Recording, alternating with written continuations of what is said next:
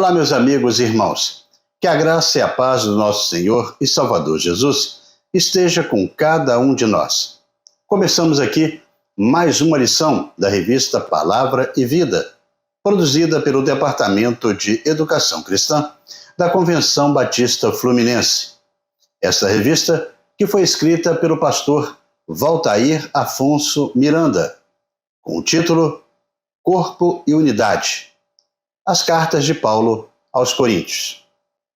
Antes de começarmos a apresentação desta segunda lição, que traz o título A Luta pela Comunhão, eu te convido a se inscrever gratuitamente no nosso canal, no botão aqui embaixo, onde está escrito Inscreva-se. Curta, deixe o seu recado, aí o seu comentário e acione o sino das notificações para você receber as lições no momento em que nós publicarmos aqui no nosso canal. Compartilhe para que mais pessoas possam, juntamente com a gente, desfrutar na aprendizagem da Palavra de Deus. Toda semana nós estaremos publicando aqui uma nova lição para estudarmos juntos. A lição de número 2, como eu disse, traz o título A Luta pela Comunhão. E tem um texto base dessa lição que está em 1 Coríntios, no capítulo 1, a partir do versículo 10, e vai até o capítulo 4, no versículo 21. Mas nós estaremos lendo apenas o capítulo 1, no versículo 10 até o versículo 13, neste momento aqui, para que nós possamos fazer a introdução nesta lição, e o texto diz assim: Irmãos, em nome do nosso Senhor Jesus Cristo, suplico a todos vocês que concordem uns com os outros no que falam, para que não haja divisões entre vocês, e assim que todos estejam unidos num só pensamento e num só parecer. Meus irmãos, fui informado por alguns da casa de Cloé de que há divisões entre vocês. Com isso, quero dizer que cada um de vocês afirma: eu sou de Paulo, eu sou de Apolo, eu sou de Pedro e eu sou de Cristo. Acaso Cristo está dividido? Foi Paulo crucificado em favor de vocês? Foram vocês batizados em nome de Paulo? Bem, irmãos, na lição de hoje, nós teremos como objetivo mostrar a igreja como unidade do corpo de Cristo no mundo por meio aí da comunhão. Também de apresentar a natureza da pregação, que deve ser sempre a mensagem da cruz. E o de apresentar o crescimento como corpo saudável, exaltando aí o nome de Jesus como Senhor e Salvador. A questão central aqui para ser entendida, é que os conflitos são inevitáveis entre pessoas. Isso é inerente da natureza humana, desde quando o pecado entrou no mundo. Mas, no entanto, Deus chamou a todos nós para a unidade em Cristo Jesus, sem divisões, unidos num só pensamento e numa só intenção para proclamar a mensagem da cruz. Conflitos são inevitáveis em qualquer relacionamento interpessoal. Onde tiver mais de uma pessoa, conflitos surgirão.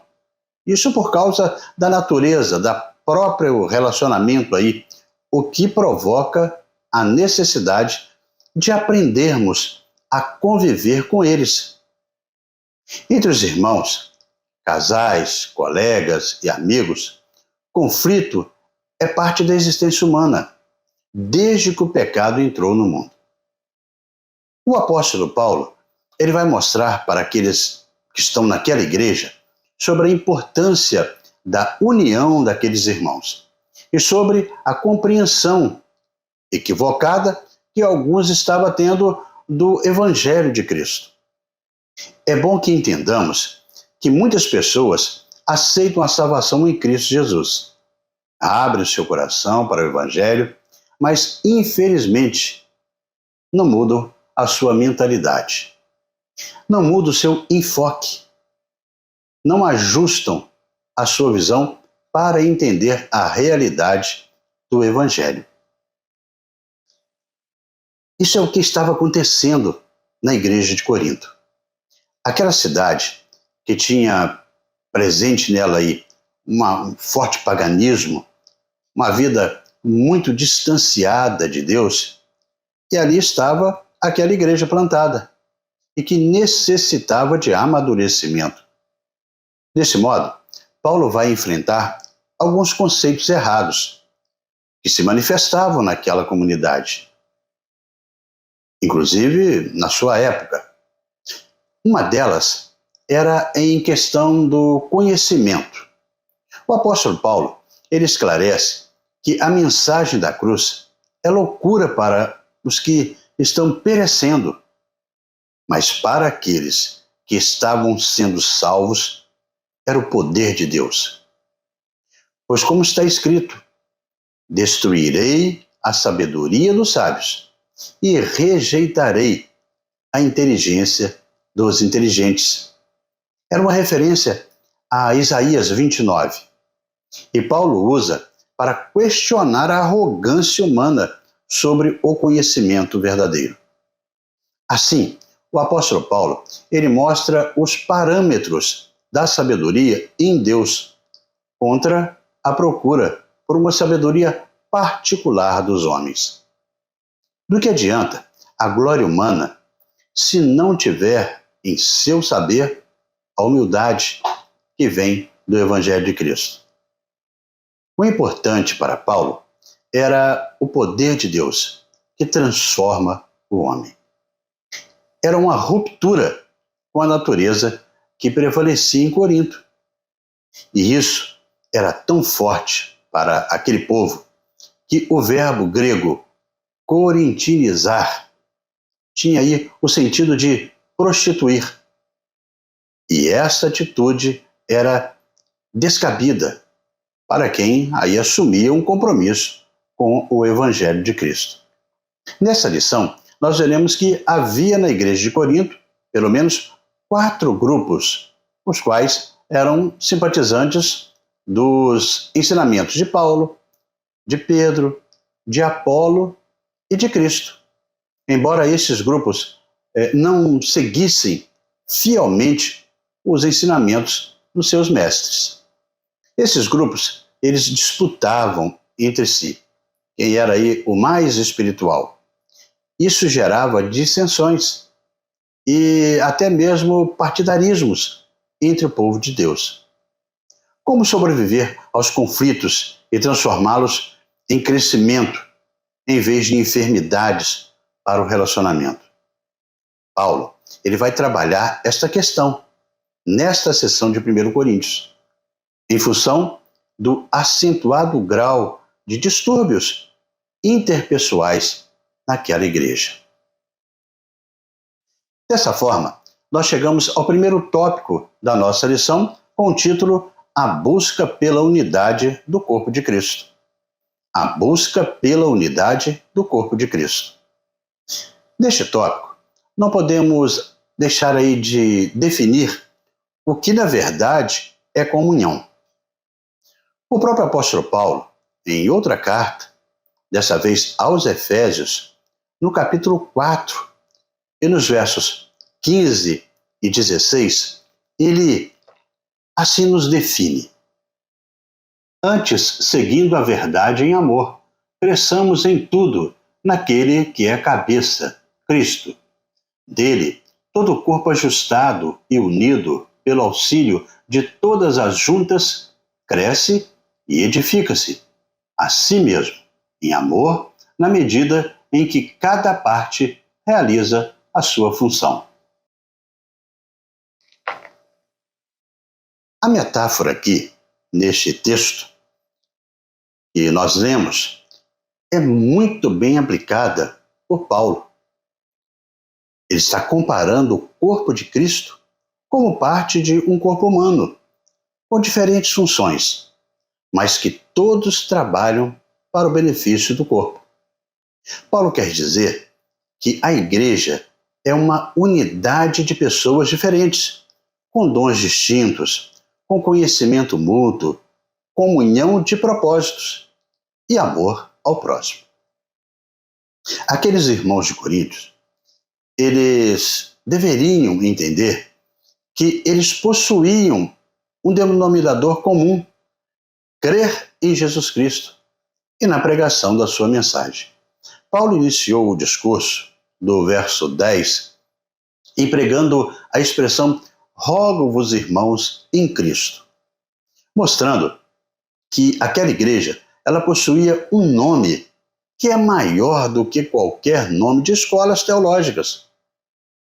O nome de Jesus Cristo era nele que eles deveriam convergir com a sua comunhão. A palavra comunhão vem do radical grego koinonia, que nos remete a compartilhar com todos e com todos. E também por todos. No latim, a origem vem do communis, que gerou o comum em português, dando herança ao comunicare. E na realidade é repartir, espalhar, ter em comum. Os versículos de 1 Coríntios 1, de 10 a 13, eles têm um pedido de Paulo, que anseia pela comunhão daqueles crentes daquela igreja. Ele espera que as diferenças entre aqueles irmãos não deem lugar a grupos de partidos dentro do mesmo corpo. Com isso, ele apresenta o princípio da unidade do corpo de Cristo, que está baseado na própria pessoa que instituiu aí a igreja, Jesus Cristo. Quando olhamos para os relatos iniciais da carta, que traz aí informações de que alguns afirmam ser de Paulo, outros de Apolo, outros de Pedro, e alguns definindo que eram até mesmo de Cristo, ficam convictos de que havia ali uma grande divisão naquela igreja. Esse caso demonstra a imaturidade daqueles irmãos que participavam daqueles grupos assim definidos, e sem qualquer respaldo dos líderes ali mencionados. Esses líderes não montaram aí aqueles grupos e tampouco estimularam a sua criação.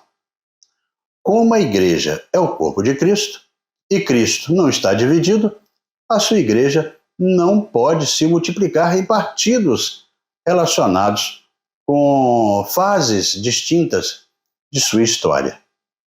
Mesmo que seja possível dividir a biografia de uma igreja em períodos com diferentes responsáveis pela primeira pregação, discipulado, batismo, organização e crescimento, ainda assim, acima de todos, está apenas um Senhor, o verdadeiro dono da obra, que é Jesus Cristo. A ideia é de um organismo vivo. Não é somente aí uma instituição histórica ou uma organização social.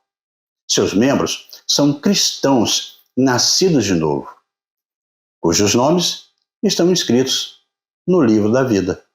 Não necessariamente no hall de membros da secretaria da igreja. É isso que será registrado posteriormente na carta aos Efésios, como já tivemos a oportunidade aqui de ler.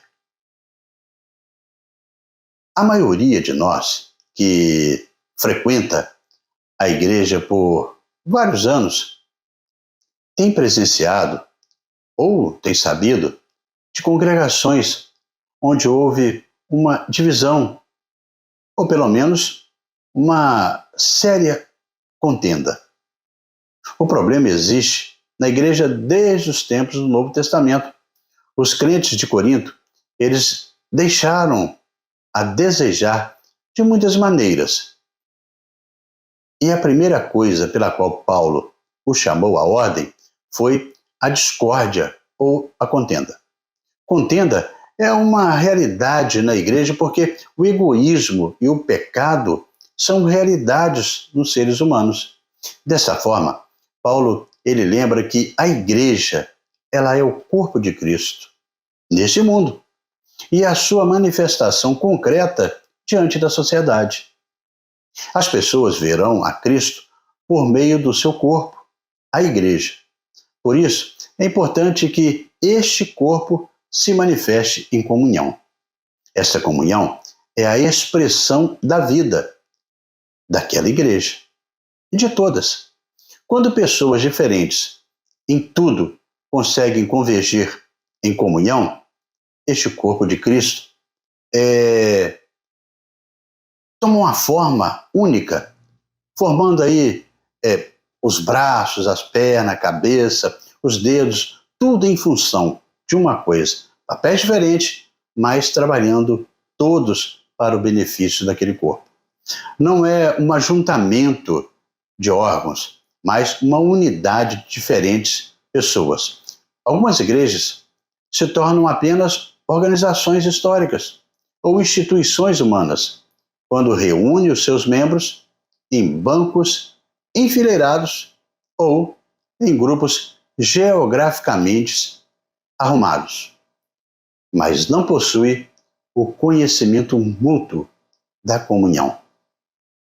A comunhão do propósito, o amor ao próximo. Aproximam-se assim de como se fosse um clube social e poderiam muito bem ser substituídas pelo clube de futebol da cidade, que não faria muita diferença na vida daquelas pessoas. Neste caminhar, irmãos, chegamos ao segundo tópico da nossa lição e que traz o título A Natureza da Pregação, a Mensagem da Cruz. A natureza da pregação, a mensagem da cruz.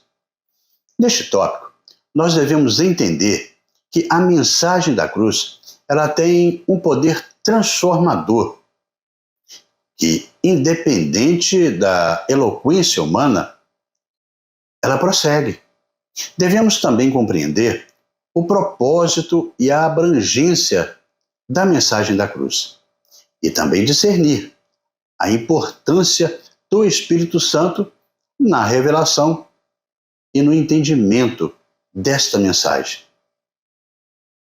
Em 1 Coríntios, nós podemos ler nos versos 22 e 23, que nos diz assim: os judeus pedem sinais miraculosos e os gregos procuram sabedoria.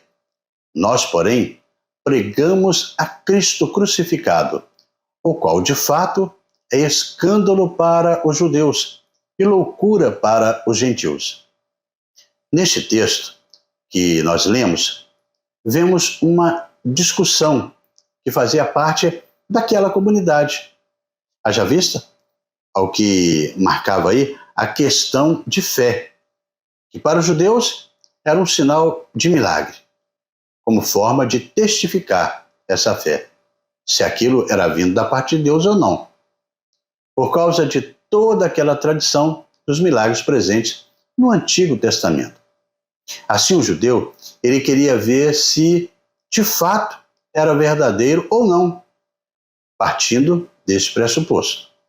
Já os gregos, eles não criam assim. Esses queriam ver a requinte filosófica, queriam a manifestação da sabedoria naqueles atos. O apóstolo Paulo, ele interfere nessa questão com a seguinte manifestação de que o Deus de todos os milagres e de toda a sabedoria age, às vezes, de forma muito inesperada e dessa maneira que se manifesta o Evangelho de Cristo, com a sua peculiaridade, que inclusive escandalizava e ofendia tanto os judeus quanto aos gregos. A Igreja de Cristo nos proporciona isso. É nela que as pessoas podem até divergir sobre vários aspectos, mas devem buscar a unidade na pregação. Por pensar diferente dos irmãos aí, não significa que uma pessoa está necessariamente contra a outra, que não gosta do irmão, apenas tem uma visão diferente. É somente por intermédio da Igreja de Cristo que nós encontraremos uma mensagem em torno da cruz, uma mensagem de humildade, uma mensagem espiritual, uma mensagem bíblica, uma mensagem para a eternidade, uma mensagem cristocêntrica e uma mensagem poderosa. Um dos elementos essenciais da busca pela unidade é o conteúdo da mensagem da igreja. Em 1 Coríntios 1, de 18 até o 2, 16, fala sobre isso. As pessoas podem divergir sobre vários aspectos, mas devem buscar a unidade na pregação. Qual é o tipo de mensagem dessa igreja constituída por Jesus? Primeiro, deve ser uma mensagem em torno da cruz. Os judeus, eles divergiam sobre o perfil do Messias, que haveria de vir, e, consequentemente, sobre a forma como ele iria trazer o reino de Deus. Alguns insistiam no caminho da guerra, como Davi, outros da lei, como Moisés. Jesus, entretanto, ele anunciou o caminho do servo sofredor, Isaías 53. Com isso, ele deu o tom do seu ministério. Sua mensagem focaria na cruz, no sacrifício, no sangue derramado, em vez da força ou violência. Como seu mestre, em vez da sabedoria do mundo, a igreja deve pregar a mensagem da cruz. Segundo lugar, uma mensagem de humildade. O mundo valoriza o poder e a força dos argumentos, valoriza o conhecimento e os diplomas, valoriza a riqueza, a glória, valoriza o status e o poder. Curiosamente, Deus inverte essa lógica do mundo e promove o fraco, o humilde, o simples, o pobre, o desprovido e o doente. Nos termos de Paulo, ele escolheu as coisas loucas do mundo para envergonhar os sábios e escolheu as coisas fracas do mundo para envergonhar as fortes. 1 Coríntios 1, 28. A igreja, enquanto corpo de Cristo, precisa buscar esses mesmos valores. Em terceiro lugar, uma mensagem espiritual. A base de nossa fé está no poder de Deus, naquilo que os olhos não podem ver, nas coisas que procedem do alto. Com isso, nosso alvo deve ser buscar a mente de Cristo. 1 Coríntios 2, 16. E crescermos também em estatura, como varão perfeito. Em quarto lugar, uma mensagem bíblica. A revelação bíblica é o fundamento da pregação da igreja. Ela prega o que Deus inspirou aos profetas, revelou aos salmistas, entregou aos apóstolos, falou através do Filho encarnado. Em quinto lugar, uma mensagem para a eternidade. A mensagem da igreja não mudará. Ela é a mesma ontem, hoje e amanhã.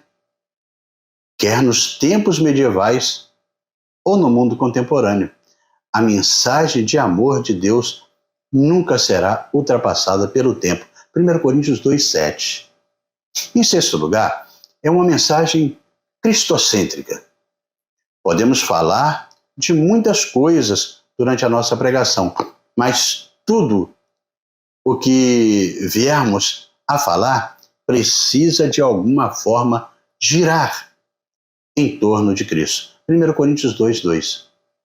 Ele é o centro do nosso culto, de nossos projetos, de nossa pregação.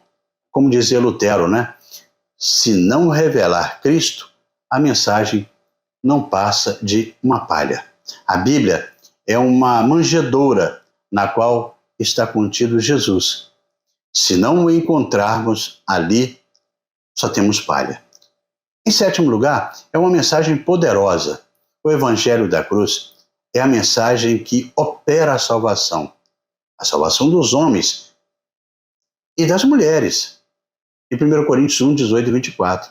Curiosamente, apesar de poderosa, essa palavra ela é escândalo para a sociedade.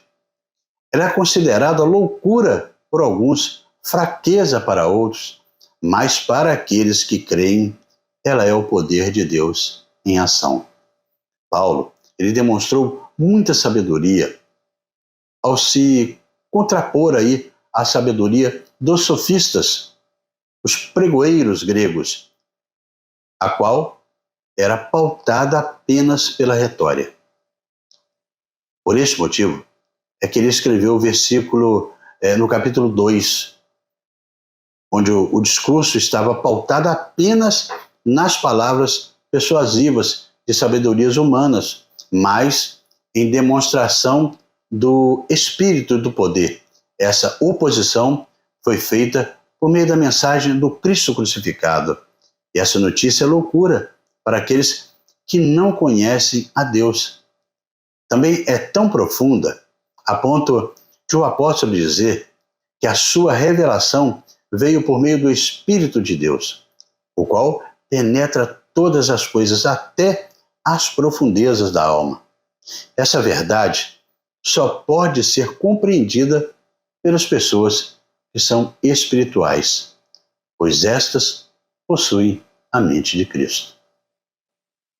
Assim, amigos e irmãos, nós chegamos ao terceiro tópico desta lição e que tem o título Crescimento como corpo saudável.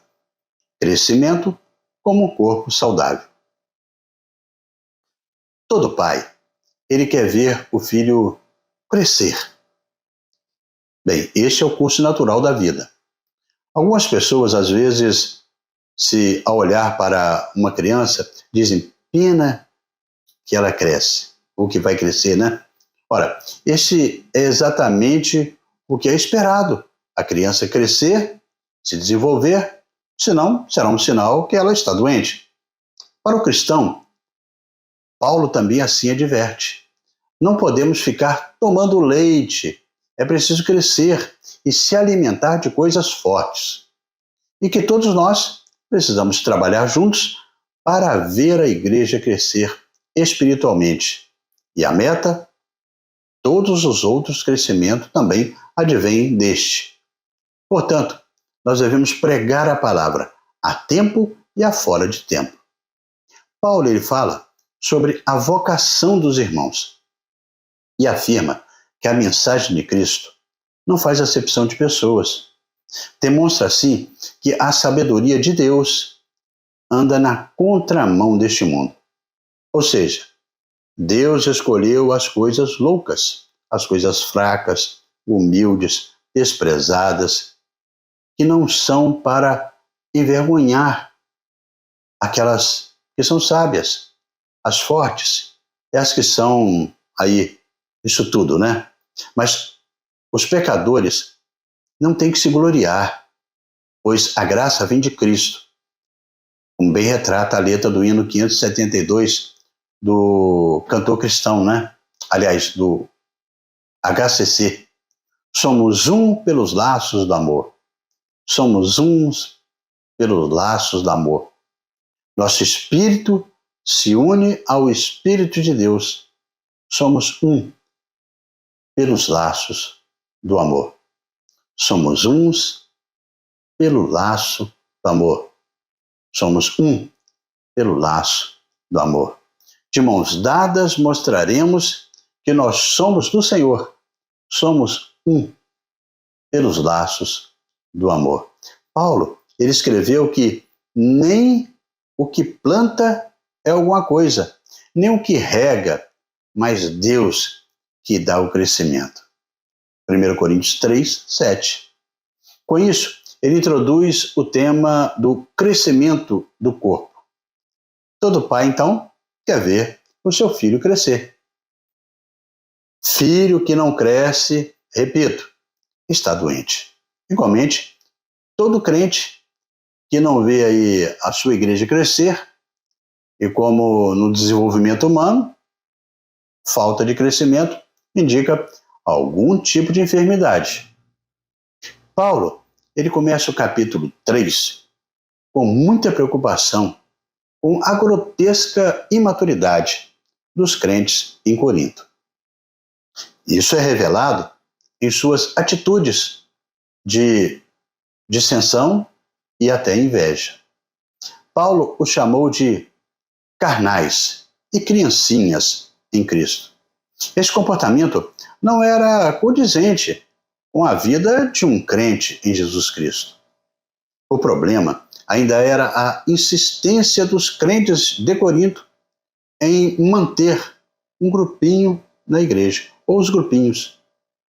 Porém, Paulo estava disposto a colocar um ponto final naquele assunto, conforme 1 Coríntios 3, 6 e 7.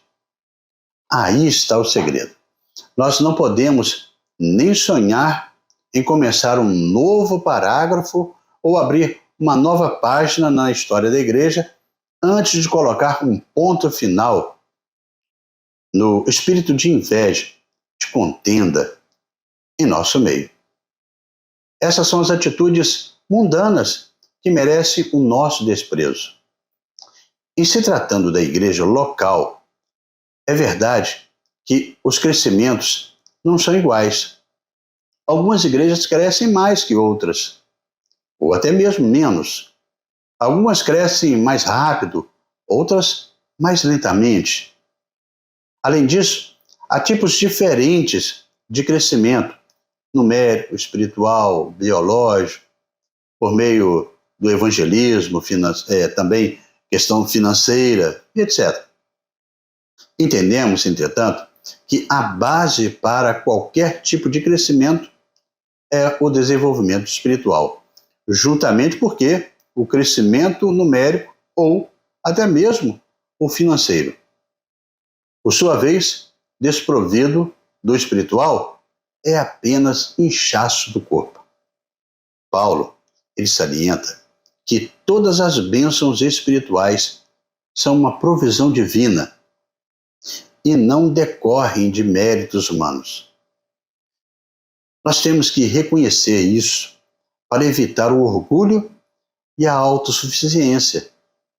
Ele destaca que a nossa sabedoria, justiça, santificação e redenção estão no Senhor Jesus e não em nós mesmos. Cristo providenciou tudo a nós. Simplesmente nós devemos confiar nele. Todos crescem quando há saúde.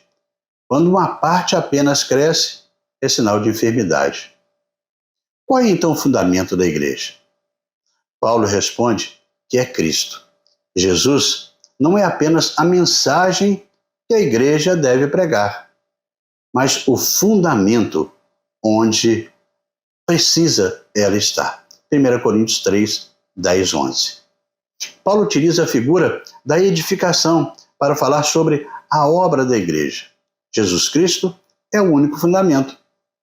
Mas os crentes são convidados a edificar sobre este alicerce com extremo zelo e também qualidade. Veja, cada um como edifica sobre ele. Muitos estão empenhados aí em lançar outro fundamento, como boas obras, como fala lá em Gálatas 2, 16, 21. Materialismo, como 1 Timóteo 6, 3, 10. Filosofias humanas, líderes carismáticos.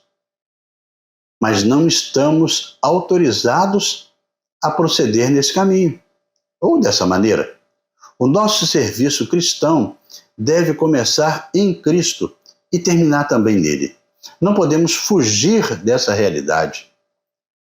Vale a pena a gente ler Gálatas 1, 6, 7, que diz assim: admiro-me de que vocês estejam abandonando tão rapidamente aquele que os chamou pela graça de Cristo para seguirem outro evangelho, que na realidade não é o evangelho. O que ocorre é que algumas pessoas os estão perturbando, querendo perverter o evangelho de Cristo. Ainda segundo a orientação paulina, nessa sessão, quando a igreja ela entende que ela é propriedade exclusiva de Deus e se rende à sua ação, e o desenvolvimento se torna natural, como uma árvore, né, que cresce às margens de um rio tranquilo.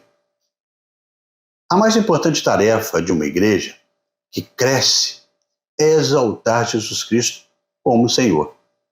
Isso significa entregar as chaves da igreja para Jesus e deixar bem claro, na fala e também na prática, que Ele é o dono da igreja.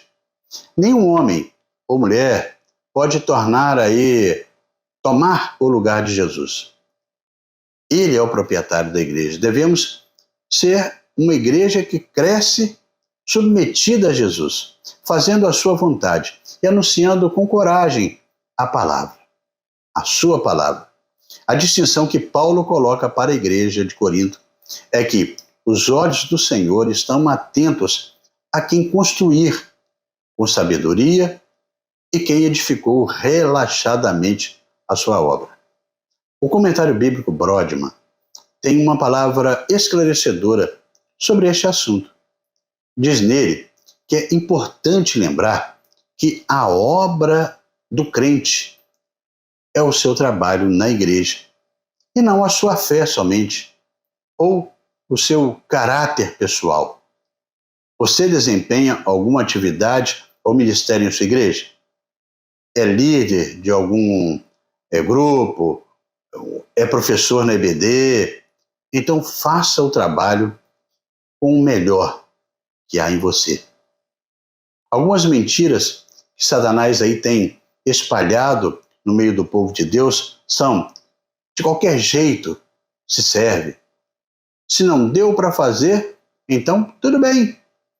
Deus espera de nós o melhor. Deus nos capacitou com muitas coisas. Engenharia tecnológica, a parte espiritual. Então nós devemos servir com qualidade. Deus quer o melhor que há em você, que há em mim. Então, façamos o melhor. Dessa forma, amigos e irmãos, chegamos à conclusão da nossa segunda lição. O partidarismo e as dissensões em Corinto estavam prejudicando o crescimento daquela igreja. Do mesmo modo, nos dias atuais, o mau testemunho atrapalha a aceitação do evangelho. Na sua oração, o apóstolo Paulo ele pediu unidade e não padronização. Não precisamos ter todos a mesma cara, nem a mesma forma de servir a Deus, mas devemos todos proclamar a mesma mensagem do evangelho. Semelhança de forma é padronização. Unidade é ter propósito e testemunho em comum. Este foi o conteúdo da oração de Jesus por sua futura igreja. Ele dizia assim: minha oração não é apenas por eles, rogo também por aqueles que crerão em mim, por intermédio da sua palavra, da mensagem deles, para que todos sejam um, como tu estás em mim e eu em ti. Que eles também estejam em nós, para que o mundo creia que tu me enviaste. João 17, 20 e 21.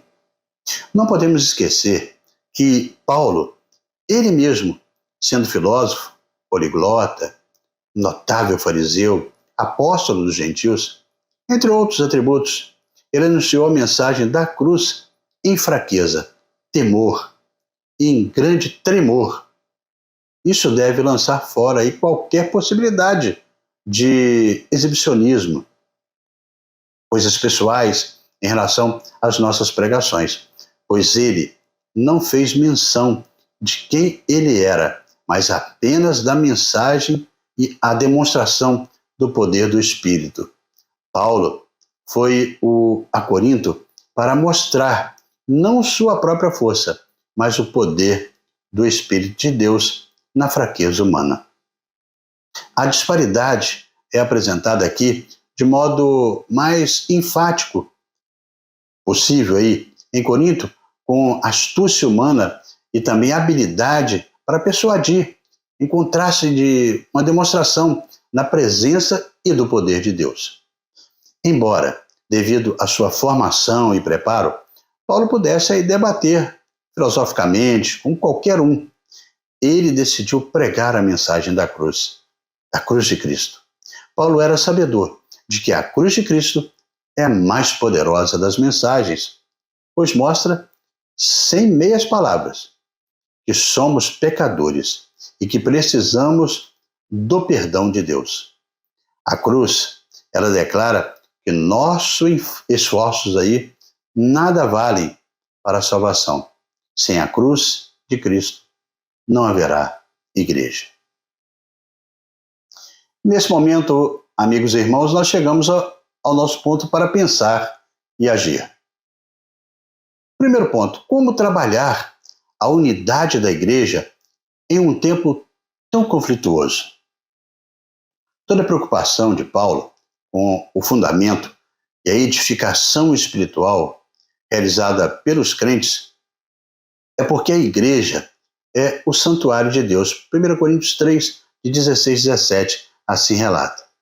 Paulo diz que cada crente individualmente é a habitação do Espírito Santo. 1 Coríntios 6, 19. Então, nesse contexto de coletividade, nós somos, então, parte de Deus, aqui presente na Terra. Então, a igreja deve, pelo contrário daquilo que o mundo diz, devemos oferecer a obra de nossas mãos, o nosso coração, como matéria-prima para abençoar a igreja do Senhor. Segundo ponto aí, o que acontece com a igreja quando ela perde o foco da sua missão, a razão de ser no mundo? Divisões, grupinhos, negligência na pregação do Evangelho, falta de zelo com a obra de Deus, isso são sinais que demonstram que a cultura caída e perversa do mundo está entrando na igreja. Precisamos interromper esse processo. A igreja, ela precisa entrar no mundo com a sua influência, mas os costumes errados do mundo não podem entrar na igreja. As chaves que temos para fechar as portas da igreja para o mundanismo já nos foram apresentadas. Lembremos sempre que nós colocamos o mundanismo do lado de fora da igreja, quando colocamos Cristo em primeiro lugar. Quando colocamos um ponto final nos grupinhos e divisões. Quando zelamos pela obra de Deus. E quando reconhecemos que a igreja pertence ao Senhor e é o seu santuário. O terceiro ponto aí para a gente pensar e agir. Como promover a pregação de Cristo numa sociedade cada vez mais hedonista? Olha, o hedonismo é uma doutrina ou filosofia de vida que defende a busca pelo prazer. A busca pelo prazer para ontem.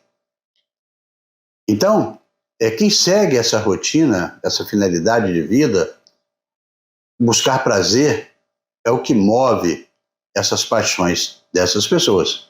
Os desejos e todo o mecanismo de vida é, portanto, na visão hedonista, a primeira e mais completa ponte para a felicidade. A verdade da mensagem da cruz só pode ser compreendida por essas pessoas que não são espirituais e que são carnais, se as pessoas espirituais possuírem a mente de Cristo. Assim, a mensagem da cruz tem um poder transformador que independe da eloquência, do desejo humano. O propósito e a abrangência da mensagem da cruz está na vontade do ser humano em discernir a importância do Espírito Santo na revelação e no entendimento de Cristo. Como bem define aí o hino 132 do Inário para o Culto Cristão, que tem o título Rude Cruz. E esse hino ele diz assim: Rude cruz se erigiu, dela um dia fugiu, revelando vergonha e pavor.